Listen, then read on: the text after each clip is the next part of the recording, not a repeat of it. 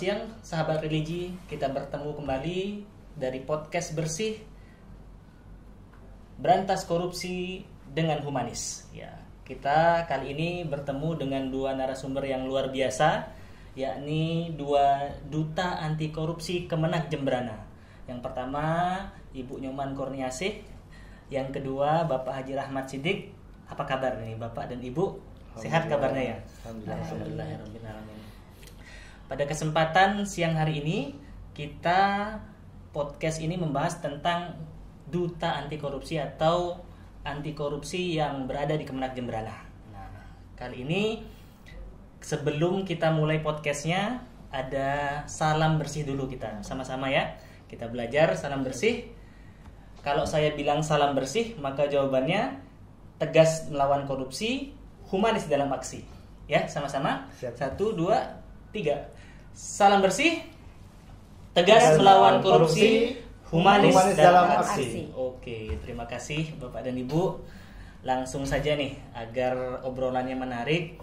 Yang pertama akan saya tanyakan Ibu Nyoman Kurniasih. Nah, mengenai apa yang mendorong atau motivasi Ibu menjadi duta anti korupsi di Kemenak Jembrana? Pertanyaannya terkait motivasi berarti ya. Mungkin dengan Pak Rahmat Siddiq mungkin hampir mirip ya Bapak ya. Motivasi kami dalam mengikuti duta anti korupsi ini adalah pertama, kami ingin berpartisipasi langsung untuk pencegahan korupsi di Kementerian Agama. Selain itu juga ini merupakan tanggung jawab kami sebagai ASN Kementerian Agama, yang mana kita semua sudah tahu bahwa korupsi itu tidak hanya melanggar hukum, tetapi juga korupsi ini juga melanggar atau menodai nilai-nilai agama. Itu sebagai ASN kantor Kementerian Agama, tanggung jawabnya jadi lebih banyak, lebih luas lagi, seperti itu. Oke. Jadi gitu ya. Untuk agar Kemenak Jembrana itu lebih bersih ke depannya dari korupsi. Yang kedua, ini Bapak Haji Rahmat Siddiq, duta yang kedua. Pertanyaannya, apa saja sih tugas konkret yang dilakukan duta anti korupsi Kemenak Jembrana ini? Tugas kita sebagai duta anti korupsi itu saya menyebutnya dengan EPP ya, EPP. Jadi kita edukasi ya melalui sosialisasi ke masyarakat dan juga ke madrasah terkait dengan bahaya korupsi ini. Terus yang P-nya itu yaitu kita melakukan pengawasan terhadap dana bantuan kepada lembaga, terus kepada madrasah. Nah, itu kita akan lakukan pengawasan yang ketat agar menghindari praktik-praktik korupsi. Nah, lalu yang P yang satunya adalah pelaporan. Jadi pelaporan ini kita akan mengawal masyarakat ataupun siapapun yang melakukan pelaporan terjadinya korupsi di Kementerian Agama. Nah, nanti kita akan kawal sehingga itu benar-benar laporan itu diharapkan langsung menuju ke pihak-pihak yang terkait, misalnya seperti KPK dan sebagainya. Jadi 3 hal itu yang bisa untuk memberantas korupsi di Kemenak Jembrana, luar biasa sekali nih.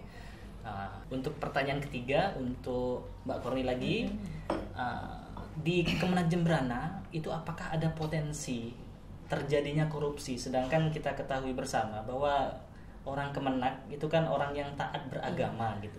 Kira-kira ada potensi atau gimana nanti untuk menghilangkan potensi untuk berkorupsi itu? Ya, kalau kita berbicara potensi, sesungguhnya dimanapun ada potensi untuk melakukan korupsi ini kan ya. Hanya saja kalau di Kemenak Jembrana sendiri, misalkan kalau kita lihat potensi, sesungguhnya ada beberapa hal, misalkan dalam bidang pelayanan. Mungkin saja masyarakat yang awam melakukan suap misalkan untuk mendapatkan pelayanan yang lebih cepat atau bagaimana, seperti itu. Kemudian dalam bidang pelayanan lagi, misalkan kita kan punya pelayanan haji, kemudian pelayanan di pernikahan di KUA dan sebagainya, itu potensinya besar karena bersinggungan dengan masyarakat, berhubungan dengan pelayanan. Setiap masyarakat kan pasti ingin cepat seperti itu. Hanya saja kan kita punya SOP-nya, punya alurnya, sehingga itulah potensi-potensi yang muncul ketika kita berbicara korupsi di bidang pelayanan itu sendiri. Kemudian potensi lain misalkan di dalam dana bantuan, misalkan di sekolah juga ada dana bantuan, kemudian di dana bantuan tempat ibadah juga ada. Hal ini juga memiliki potensi terjadinya korupsi. Kemudian dari segi ASN-nya, dari segi integritas utamanya, itu juga ada potensi. Jangan dikira ketika korupsi ini tidak hanya berhubungan dengan uang saja, padahal banyak sekali ya jenis-jenis korupsi yang lainnya. Salah satunya korupsi waktu nih, mungkin yang tidak banyak disadari tapi curi-curi untuk dilakukan seperti itu. Jadi ketika berbicara potensi memang banyak sekali ya. Kalau berkaitan dengan itu, kita sebagai insan agama gitu ya, bernaung di bawah kantor Kementerian Agama, memang tanggung jawab moralnya sebenarnya lebih besar. Tetapi sekali lagi mungkin kita semua menyadari kita ini manusia, ada saja yang suka khilaf sedikit sehingga berpotensi untuk melakukan korupsi itu sendiri. Nah, dari sanalah Duta Anti Korupsi kami ini hadir, berusaha melakukan, tadi dikatakan perannya sudah ada edukasi melalui sosialisasi, kemudian melalui pengawasan dan sebagainya. Jadi kami intinya membantu kantor Kementerian Agama agar kantor Kementerian Agama ini bersih dari korupsi seperti itu. Jadi tugas salah satu duta itu untuk membantu para ASN atau pegawai Kemenak Jemberana untuk bisa terhindar dari korupsi. Ya, mudah-mudahan apa yang diniatkan itu bisa terlaksana dengan baik ya. Selanjutnya untuk pertanyaan yang keempat untuk Pak Haji Rahmat Siddiq, yang saya tanyakan, adakah dampak negatif secara langsung yang dirasakan masyarakat kecil dengan tindakan korupsi di Kemenak Jemberana ini? Dampak dari korupsi ini kan pasti ada ya, dan ini apalagi pada masyarakat, seperti halnya contoh saja kalau kita memberikan bantuan lalu ada dari dana itu dikorupsi dan sebagainya, ini akan menimbulkan ketidakpercayaan masyarakat kepada kantor Kementerian Agama Kabupaten Jemberana. Nah, ini kita sebagai Duta Anti Korupsi berusaha untuk mengawal itu sehingga apapun itu terkait dengan dana umat, kita akan berusaha agar tidak terjadi korupsi di sana. Apakah itu pemotongan atau dengan biaya-biaya yang sebetulnya tidak ada tetapi diadakan. Kadang kan yang sudah terjadi di masyarakat tuh kalau ada yang sulit kenapa dipermudah. Nah, itu yang kita hindari. Kita prinsipnya adalah selama kita bisa membantu kelancaran ataupun kemudahan kepada masyarakat, maka kita juga kesulitan kita akan dibantu oleh Allah, kan seperti itu dia diajarkan. Jadi dengan kita membantu masyarakat dengan mudah tanpa ada biaya lain-lain yang memang tidak ada, nah itu membuat masyarakat menjadi percaya pada kita, dan itu menjadi nama baik bagi Kementerian Agama. Seperti halnya disampaikan oleh Bapak Menteri, sedikit yang kita terima tetapi halal itu adalah berkah daripada banyak tetapi tidak berkah. Nah, itu aja Pak Ramadan. Luar biasa nih. Jadi salah satu tempat kita mengabdi itu meskipun nilainya kecil itu bisa bersumbangsi positif kepada masyarakat ya, gitu. Jadi mempermudah orang maka akan dipermudah oleh Tuhan gitu. Untuk pertanyaan selanjutnya kembali ke Ibu Mangkorni. Di pertanyaan 5 ini saya bertanya tentang apa sih tantangan terberat menjadi duta anti korupsi. Nanti kan mungkin dari sesama pegawai, duta gawat nih, padahal kesehariannya nanti gimana gitu. Apa tantangan terberatnya ketika menjadi duta anti korupsi ini? Kalau berbicara tantangan ya lumayan berat ya, karena sebagai duta itu artinya sudah menjadi corong seperti itu ya, sudah menjadi role model bagi yang lain kan seperti itu. Tantangan terberat pertama tentu sebagai duta kita berdua ya Bapak ya, pasti harus tetap berintegritas, meningkatkan lagi integritas kita sebagai ASN. Bagaimana kita mampu menjadi contoh bagi ASN lain dalam perilaku anti korupsi ini. Ya. Kemudian yang kedua itu kami tentu perlu dukungan ya.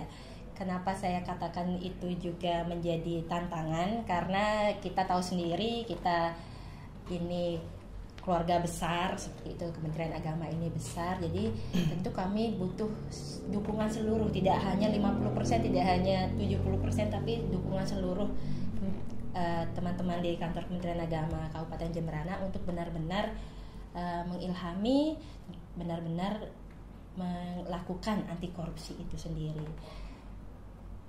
Yang ketiga mungkin tantangan terbesarnya adalah di masyarakat itu sendiri, karena kan seperti yang dibahas tadi, masyarakat itu maunya serba cepat.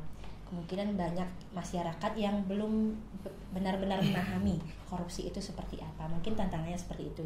Jadi melalui tantangan ini edukasi itu sangat penting, apalagi ini kan bersih nih, berantas korupsi dengan humanis. Jadi memang awal itu harus ada benar-benar edukasi, sosialisasi itu benar-benar harus dilakukan baik pada ASN maupun pada masyarakat. Seperti itu. Alhamdulillah, ini tantangan yang sangat luar biasa. Tetapi saya yakin kedua narasumber atau kedua duta anti korupsi ini bisa menjalaninya dengan baik.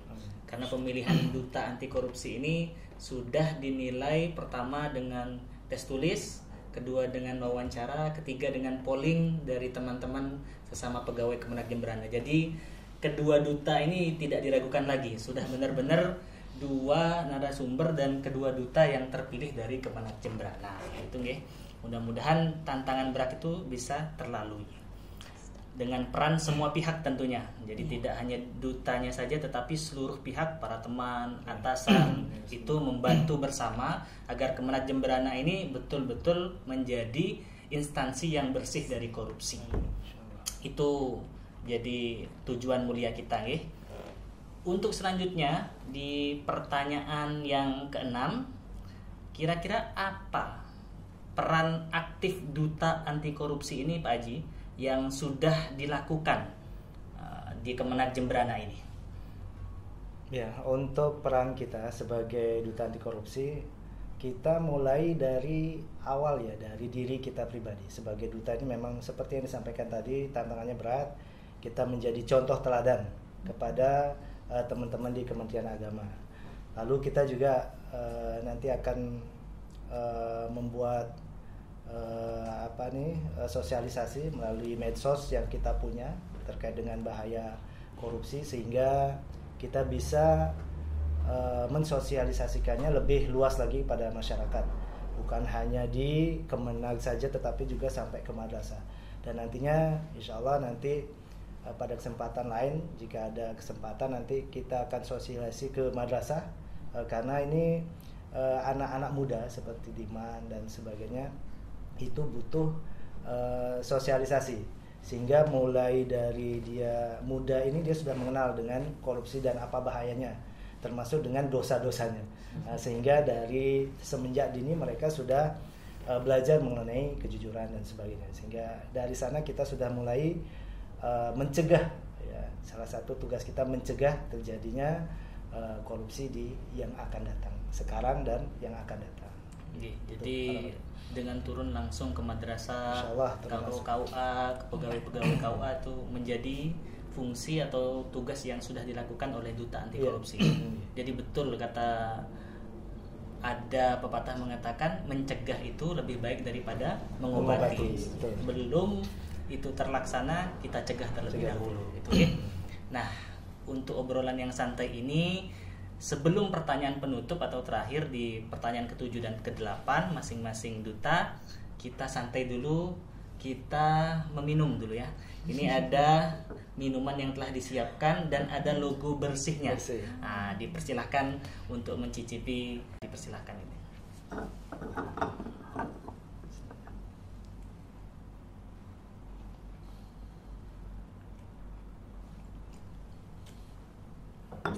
Sudah ada logonya ya? Bersih. Ada logonya.